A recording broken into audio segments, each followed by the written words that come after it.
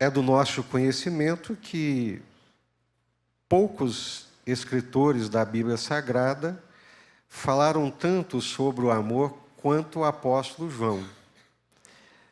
E ao ponto de ser conhecido como o apóstolo do amor, o discípulo amado, o discípulo do amor. Então, João, nas leituras, revela um pouco do seu ser, do seu caráter, e passa para a gente essa impressão de que realmente era não somente um homem de Deus, mas um homem de Deus muito amoroso. E no Evangelho e nas suas cartas, o tema geralmente perpassa o amor de Deus, esse sentimento, essa volição, essa decisão, todas essas implicações que tem esse conceito tão amplo para nós que é o amor. Então, primeira carta de João, capítulo 2, a partir do versículo 15. Não ameis o mundo, nem as coisas que há no mundo. Se alguém amar o mundo, o amor do Pai não está nele. Porque tudo que há no mundo, a concupiscência da carne, a concupiscência dos olhos e a soberba da vida não procede do Pai, mas procede do mundo. Ora, o mundo passa, bem como a sua concupiscência. Aquele, porém, que faz a vontade de Deus, permanece eternamente. Amém? Curva a sua cabeça. Senhor, a Tua palavra é a verdade. É por meio dela que nós somos instruídos, temos os nossos olhos iluminados, os nossos caminhos aplanados, e por isso necessitamos dela desesperadamente. Assim como nos alimentamos todos os dias do pão, do arroz, do feijão que nos sustenta fisicamente, precisamos da Tua palavra que nos alimenta espiritualmente. Ela possui esse poder de entrar dentro do nosso coração, de iluminar os olhos do coração, abrir os ouvidos espirituais. E é tudo isso que nós te pedimos nessa noite, em nome do Senhor Jesus. Não queremos nada mais além da palavra do Senhor, movida no poder do Teu Espírito Santo, e que ela penetre no mais profundo do nosso coração, e que ela encontre, Deus, sentimentos, pensamentos concordantes e discordantes do Senhor para trazer-nos ao centro da Tua vontade. É a nossa súplica, pedindo também que o Senhor nos livre de toda perturbação do maligno, toda inquietação, toda tentativa de roubar a compreensão da Tua palavra, que caia por terra na autoridade do nome do Senhor Jesus, e que a Tua palavra caia sobre nós como a chuva do tempo certo, da hora certa, produzindo os frutos desejáveis ao Senhor. É a nossa oração em nome do Senhor Jesus. Amém. Eu estava cantando com os irmãos que do meu coração Cristo seja o centro. Não é isso? O refrão da canção? Que mais? Que do meu coração Cristo seja o centro e que todo o meu ser mostre quem Tu és, Jesus. Que o Senhor nos ajude. Essa petição ela é real e ela é verdadeira. E Deus tem essa expectativa, sim, em relação a nós. Que as pessoas que não o conhecem possam conhecê-lo através de nós. Que Cristo seja o centro de todo o meu coração, de todo o meu ser, e que todo o meu ser, tudo o que eu sou, tenha essa graça de refletir quem Jesus é, para que as pessoas possam conhecê-lo através de nós, através de mim, apesar de nós, das nossas limitações, que o Senhor nos ajude. Não ameis o mundo, nem as coisas que há no mundo. É um imperativo. Aqui não é uma condição, não é uma possibilidade, mas é um mandamento. E se é um imperativo, se é um mandamento, isso aqui não é uma opção.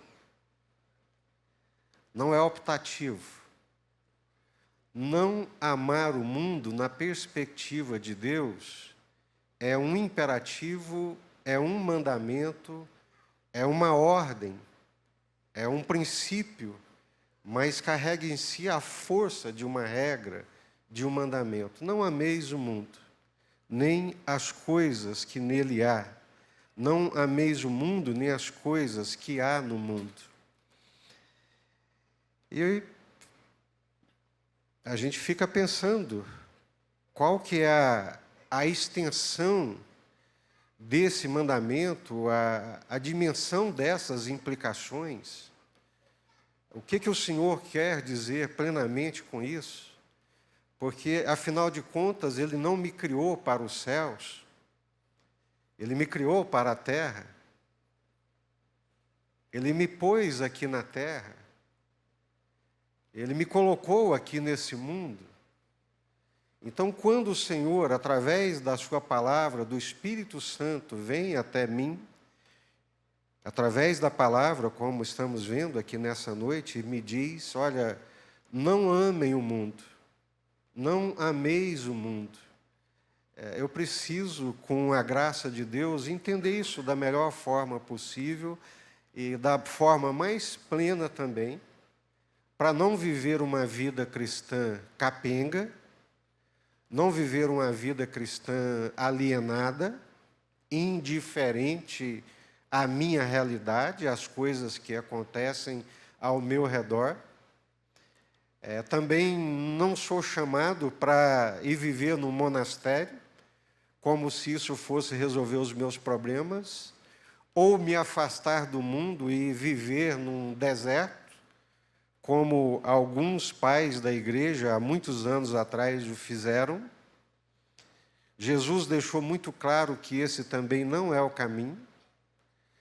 Na sua oração sacerdotal do Evangelho de João, capítulo 17, quando Jesus já está partindo, ele ora para os discípulos, Jesus é muito claro na sua oração sacerdotal, intercessória, pelos seus discípulos, pelos seus filhos, pelo seu rebanho, pelo seu povo, quando ele diz que não peço que os tires do mundo, mas que os livres do mal.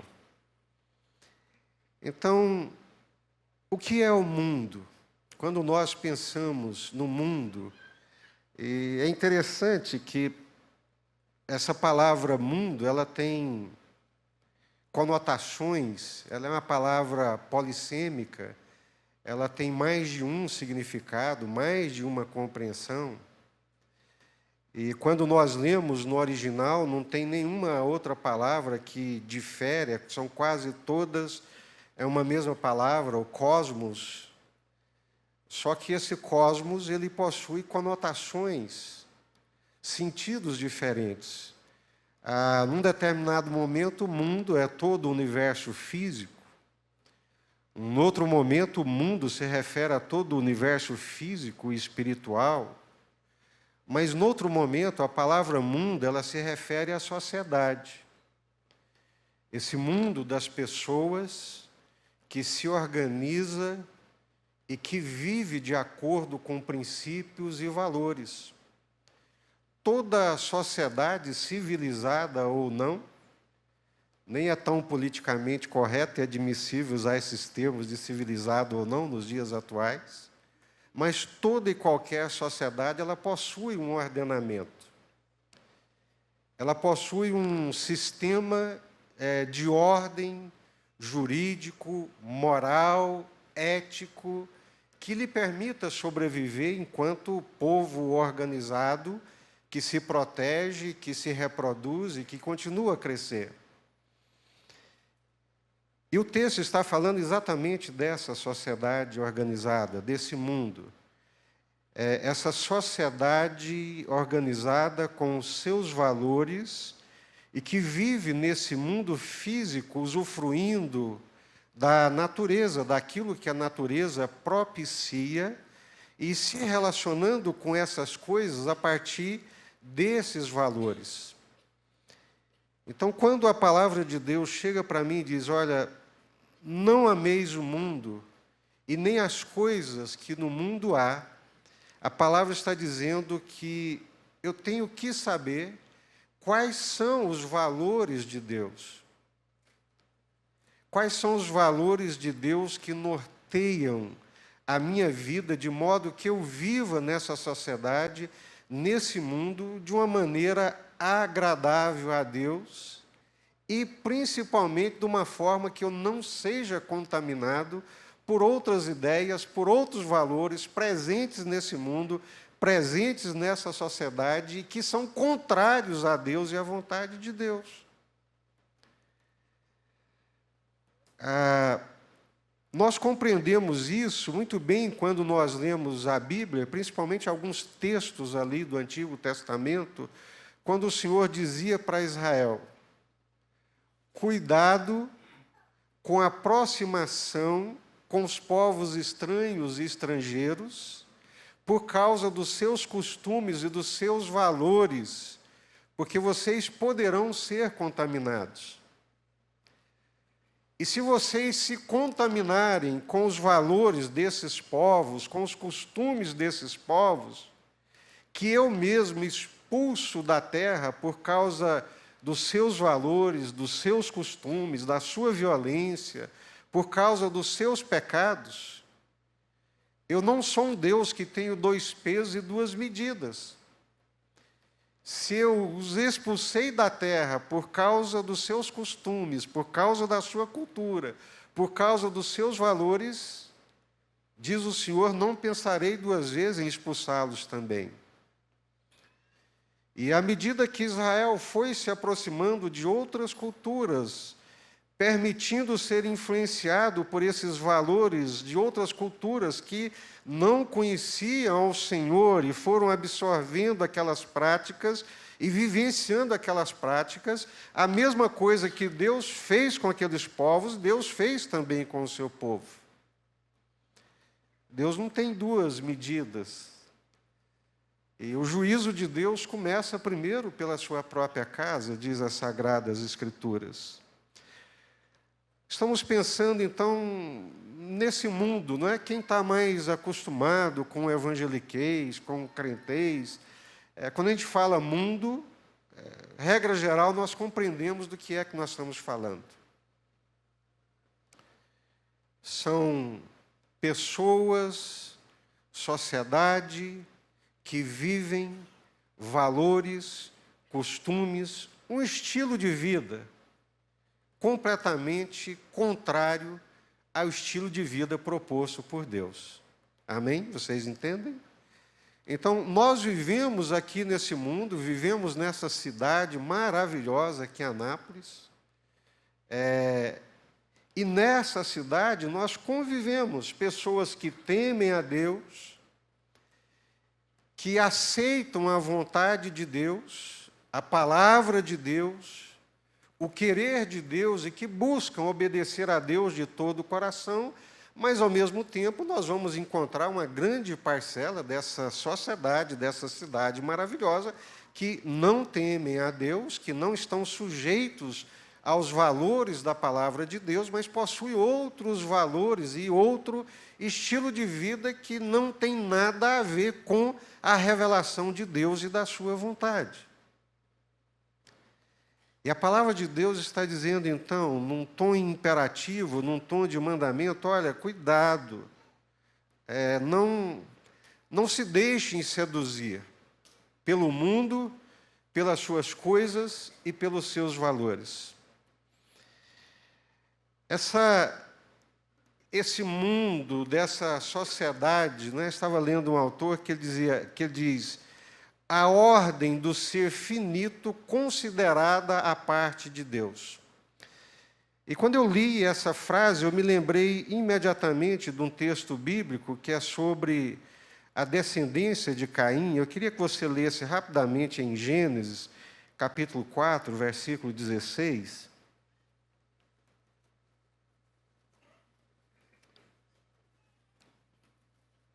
Gênesis, capítulo 4, versículo 16.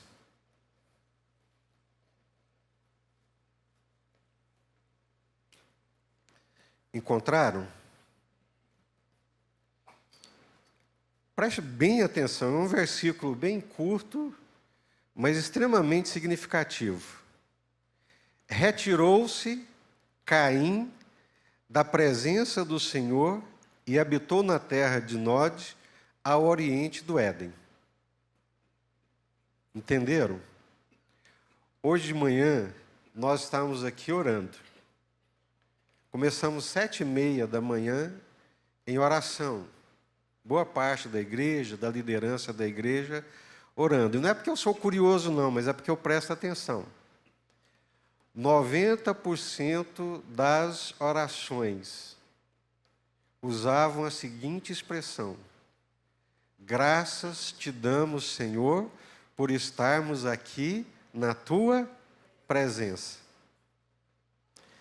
Não sei quem foi que disse, mas disse assim: aqui é o melhor lugar para nós estarmos, porque nós estamos na presença do Senhor.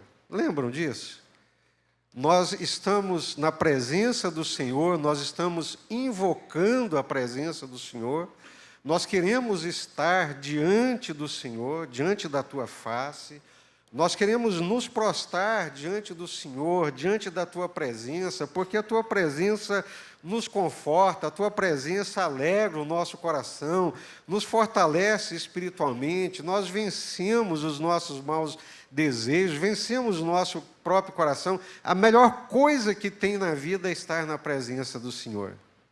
E o que o Caim fez? Retirou-se da presença do Senhor. Ele se afastou da presença do Senhor. Ele se distanciou de Deus, ele se afastou. Para nós que vivemos em Deus, por meio de Jesus, com Deus, tem coisa melhor do que estar na presença de Deus? Você consegue imaginar a sua vida longe de Deus, sem a graça de Deus, sem o favor de Deus, sem o maná de Deus, sem a luz de Deus? Eu não consigo imaginar. Não consigo. A tua graça é melhor do que a vida. Não tem vida longe de Deus, fora da presença de Deus. E como é que esse sujeito, ele se afasta, ele se retira da presença de Deus e não busca a Deus e não invoca a Deus? É toda uma geração que forma uma sociedade que não busca a Deus, que está longe da presença de Deus. E o que vocês acham que aconteceu com essa sociedade?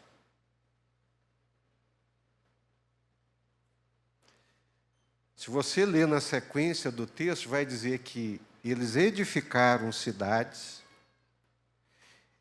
eles construíram tendas, criaram animais, desenvolveram a tecnologia de dominar o bronze, criar instrumentos cortantes, que eles desenvolveram uma tecnologia de fabricar harpa, de fabricar flauta, que eles aprenderam a tocar, que eles aprenderam a cantar, e tudo isso longe de Deus. Nós poderíamos imaginar, num raciocínio muito rápido e raso, eles se ferraram, se deram muito mal porque se afastaram de Deus e se distanciaram de Deus. Não, queridos, eles construíram cidades, eles prosperaram, eles eram inteligentes, o dom natural de Deus, Deus capacitou o homem, e esses homens construíram todas essas coisas, fizeram uma sociedade forte, edificaram muitas coisas, muitas realizações, mas longe de Deus e afastados de Deus. Isso dá um nó na sua cabeça? Para algumas teologias hoje, que faz uma correlação de bem-estar, de sucesso, de conquistas, como sendo bênção de Deus e aprovação de Deus, vai te dar um nó na cabeça. Mas quando nós entendemos a palavra de Deus, nós percebemos que são coisas completamente diferentes e distintas. Então eu quero falar, quando João diz, não ameis o mundo, olha, não tenha os mesmos valores de uma sociedade que está se dando bem, que vive bem, que constrói, que edifica, que tem sucesso, que prospera, mas que não ama o Senhor. Não absorva esses valores. Porque só muitos anos depois, quando Adão gera outro filho, que é Sete, e depois que Sete gera Enos, diz a palavra de Deus, que daí começaram a invocar o nome do Senhor. Surge uma outra geração, uma outra descendência, a partir de Sete e de Enos, e esse povo começa a invocar ao Senhor, mas o povo de Caim, a descendência de Caim, a sociedade da geração de Caim, é um povo afastado de Deus, que não ama a Deus, que não serve a Deus, que não busca a Deus e que está longe da presença de Deus, mas que está vivendo muito bem, graças à bondade natural de Deus.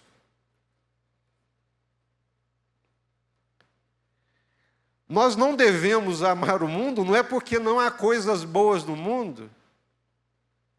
A questão são os valores,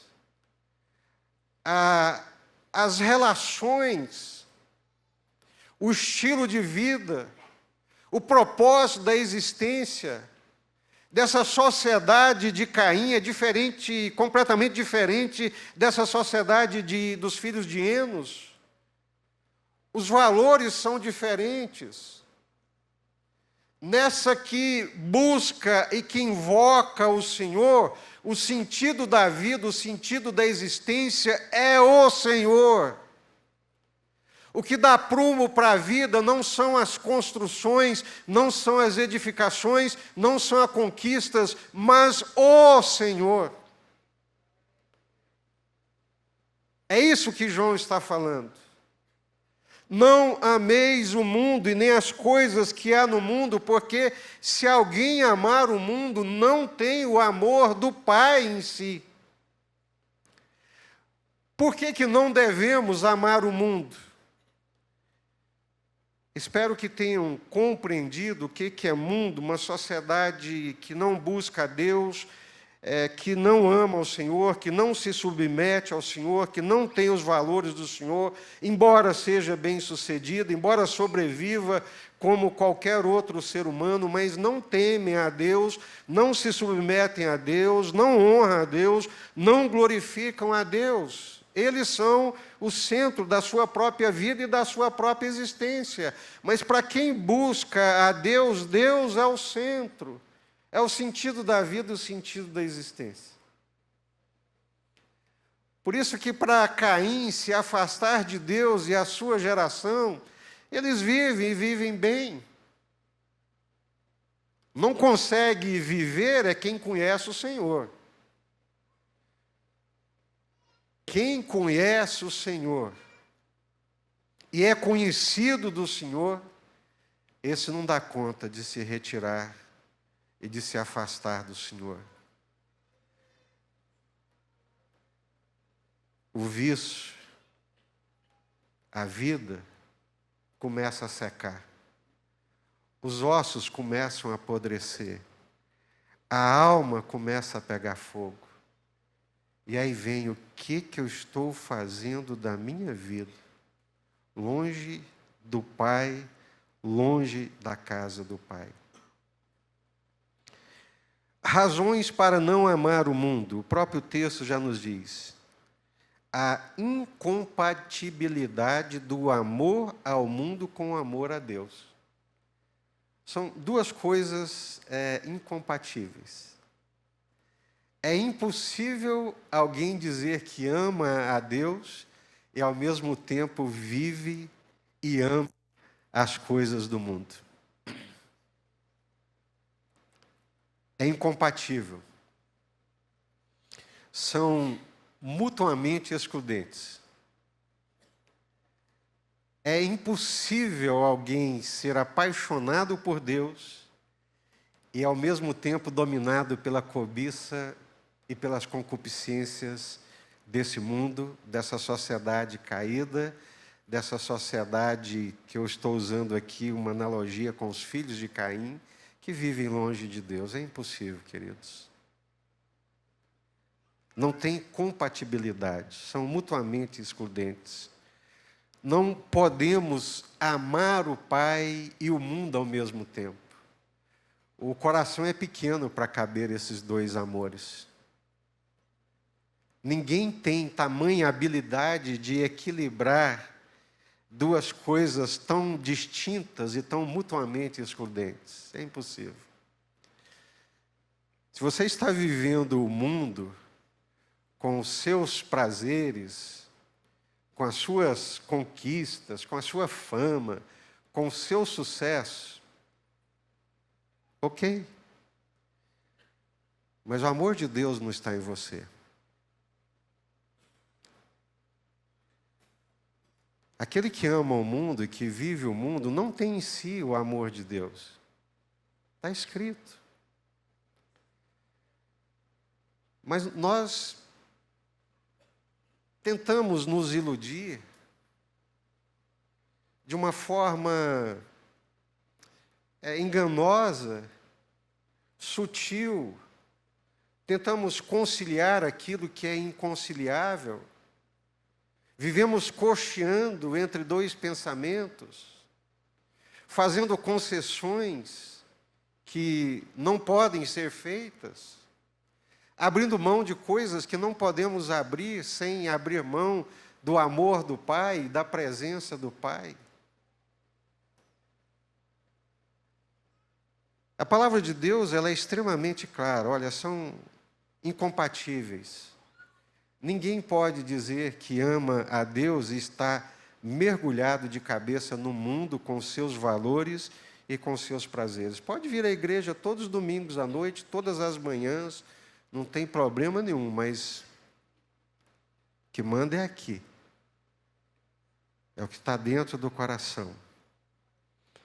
Não podemos amar o Pai e o mundo. A primeira razão é essa incompatibilidade.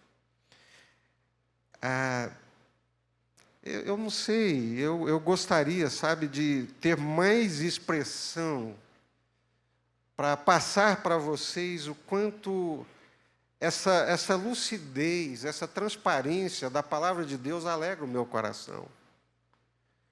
Como é límpida, como é clara, como é indubitável, como não tem voltas, mas é de uma clareza, de uma limpeza, de uma transparência que não deixa dúvida, incompreensão para quem quer que seja, a não ser aqueles que querem viver mundanamente mergulhado nas trevas.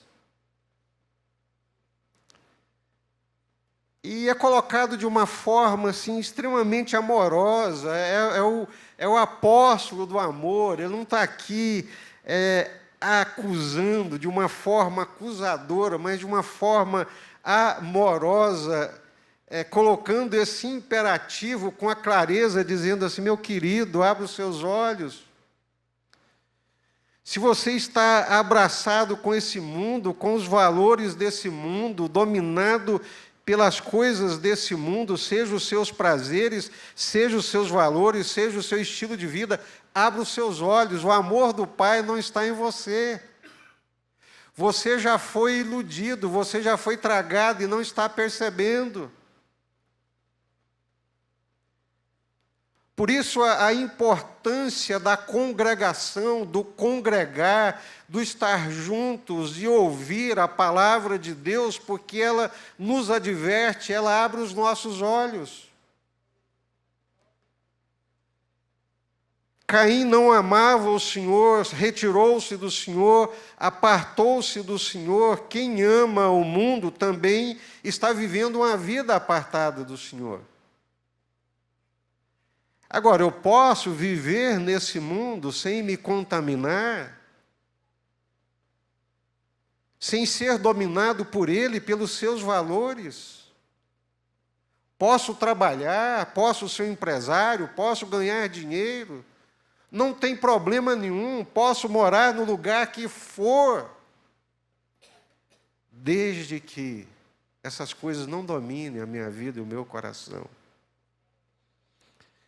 A outra forma amorosa que João coloca como razão para não amarmos o mundo é a transitoriedade desse mundo em contraste com a eternidade que Deus está nos propondo. Vocês percebem? Quando nós lemos aqui, ora, o mundo passa, já há uma sentença sobre esse mundo. O mundo passa, os seus prazeres passam, a sua concupiscência passa, mas aquele que faz a vontade de Deus permanece eternamente.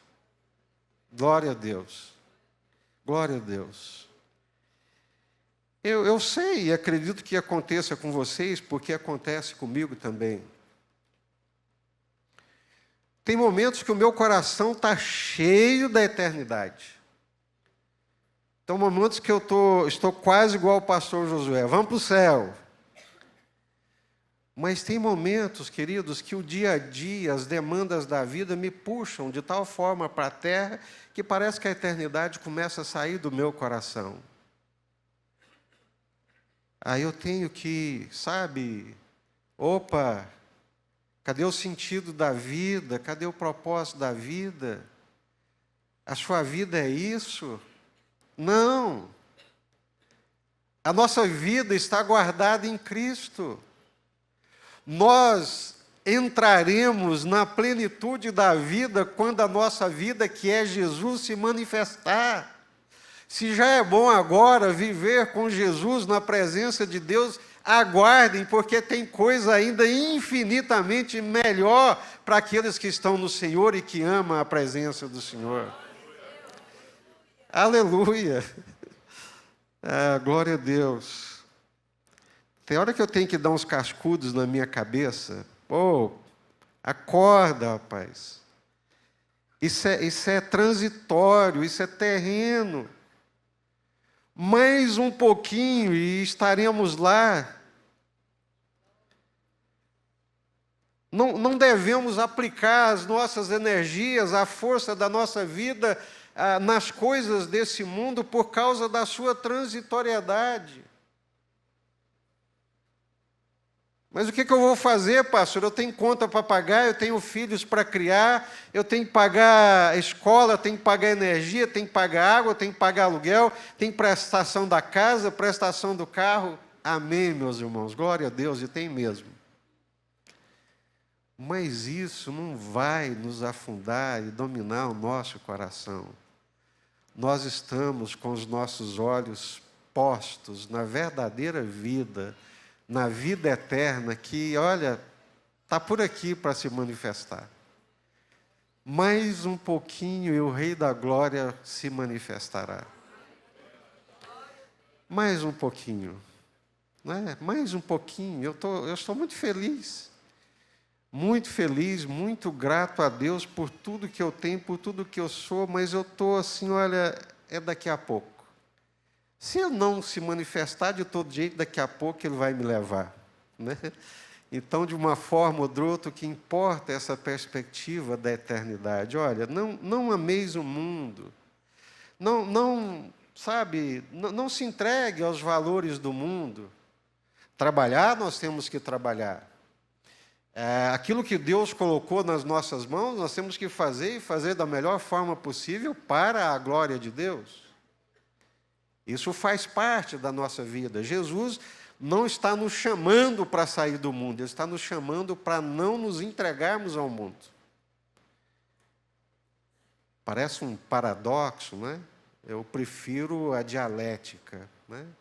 A nossa relação com o mundo, ela é dialética. Tem alguns momentos que Ele nos puxa e nós nos aproximamos, e tem outros momentos que nós negamos, e nós nos afastamos, e Ele puxa e a gente vai, e é uma tensão mesmo. É uma tensão. Nós vivemos essa tensão. Os filhos de Caim não tinham tensão nenhuma. Eles inventaram instrumentos musicais, cantavam as suas músicas, celebravam eles mesmos as suas conquistas, porque eles não tinham o Senhor, não se importavam com o Senhor. Nós não, nós temos o Senhor, nós nos importamos com o Senhor. Nós criamos, nós fazemos, nós realizamos, mas o centro da nossa vida é o Senhor, é para o Senhor, é para a glória do Senhor. E aí vivemos uma tensão, vivemos dores, vivemos lutas, mas muitas lutas mesmo. Porque é uma tensão. Estou no mundo, não sou do mundo, estou na terra chamado para olhar para os céus. Sou carne, natureza caída, que o Espírito habita em mim, me chama para viver do Espírito. Não tem crente sem luta, não, gente. Não tem ninguém que sirva a Deus, que ame a Deus, que não viva essas tensões. Porque nós sabemos quem somos e sabemos para onde estamos indo. Razões para não amar o mundo, a incompatibilidade do amor ao mundo com o amor a Deus. Não cabe no mesmo coração. Não se iluda. Ou amamos a Deus e não amamos o mundo, ou amamos o mundo e tentamos nos iludir e enganar a Deus, mas somos nós os enganados. A outra razão é a transitoriedade desse mundo. Tudo passa e passa muito rapidamente. Tudo passa e passa muito rapidamente. Tudo passa e passa muito rapidamente. Seria muito bom, de vez em quando, visitar as casas que acolhem idosos, que dependem hoje, enquanto idosos, dos cuidados de outros. Homens outrora fortes, dominantes, usando fraldão. E passa muito rápido. Toda aquela vanglória, todo aquele espírito conquistador passou. Porque é transitório, porque é passageiro. Mas aqueles que fazem a vontade de Deus, esses permanecem eternamente. Amém? Glória a Deus. Vamos orar. Curva a sua cabeça.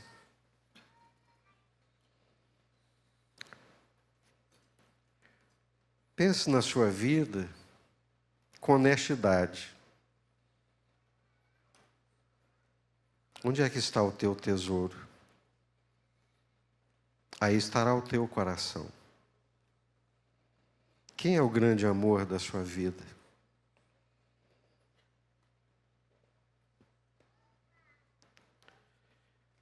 Vivemos no mundo.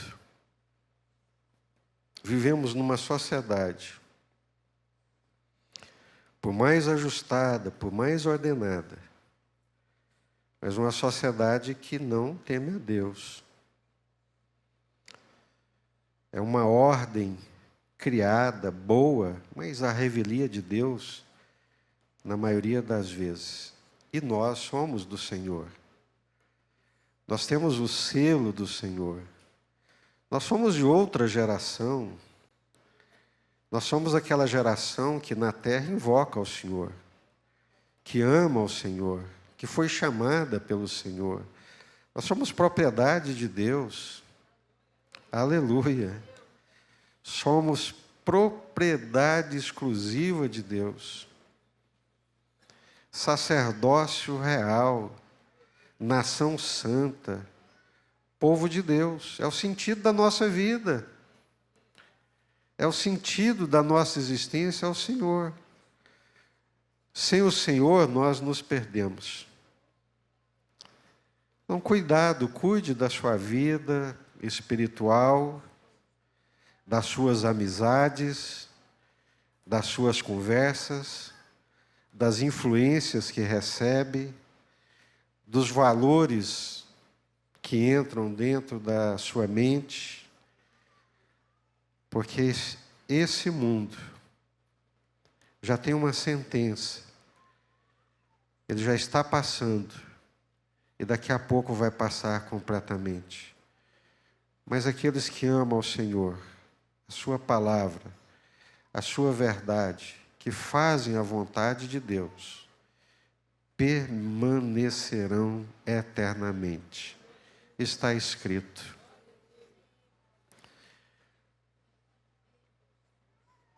Senhor, Tu és a melhor coisa que já aconteceu nas nossas vidas. A Deus, é impossível imaginar essa existência sem o Senhor. Que paz, que equilíbrio, que segurança. Obrigado, Senhor. O melhor lugar é estar na presença do Senhor. A melhor coisa é ter o amor do Senhor em nós, é sermos conhecidos pelo Senhor. Te amamos, Senhor. Somos tentados, sim. Vivemos tensões, lutas, mas contamos com a ajuda do Senhor, com a Tua presença e com o poder do Teu Espírito Santo, nos conduzindo sempre para o alvo que é Jesus. Nos ajude, Senhor, nos ajude. Livra-nos do mundo, livra-nos da carne, livra-nos do diabo com as suas armadilhas, com a sua malignidade. Livra-nos dos homens maus, das obras malignas, Senhor. Em nome do Senhor Jesus, guarda os nossos pés, Senhor. Guarda os nossos pés, não nos deixe, Senhor, resvalar.